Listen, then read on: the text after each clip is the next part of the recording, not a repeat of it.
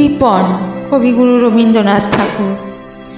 আমি ভিক্ষা করে ফিরতেছিলেম গ্রামের পথে পথে।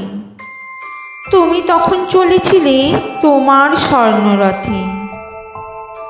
অপূর্ব এক স্বপ্ন সম লাগতেছিল চক্ষে মম। কি বিচিত্র শোভা তোমার, কি বিচিত্র সাজ। আমি মনে ভাবতেছিলেম, এ কোন মহারাজ। আজি শুভক্ষণে রাত পোহালো, ভেবেছিলেম তবে আজ আমারে দাঁড়ে দাঁড়ে ফিরতে নাহি হবে। বাহির হতে নাই হতে কাহার দেখা পেলেম পথে।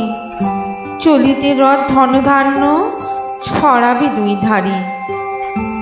মুঠা মুঠা কুড়িয়ে নেব, নেব ভারী ভারী।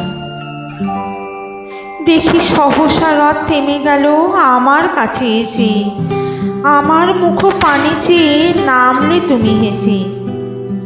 দেখে মুখে প্রসন্নতা জুড়িয়ে গেল সকল ব্যথা।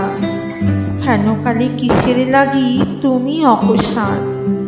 আমায় কিছু দাও গো বলে বাড়িয়ে দিলে হাত। মরি এ কি কথা রাজাদিরাজ, আমায় দাও গো কিছু।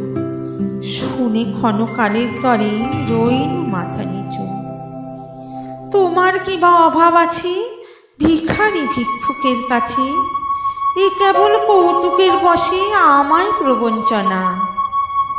ঝুলি হতে দিলেম তুলে একটি ছোট কণা। যবে পাত্রখানি ঘরে এনে উজাড় করি, এ কি ভিক্ষা মাঝে একটি ছোট সোনার কণা দেখি। দিলেম যা রাজ ভিখারিরে, স্বর্ণ হয়ে এলো ফিরে। তখন কাঁদি চোখের জলে দুটি নয়ন ভরে। তোমায় কেন দেইনি আমার সকল শূন্য করে।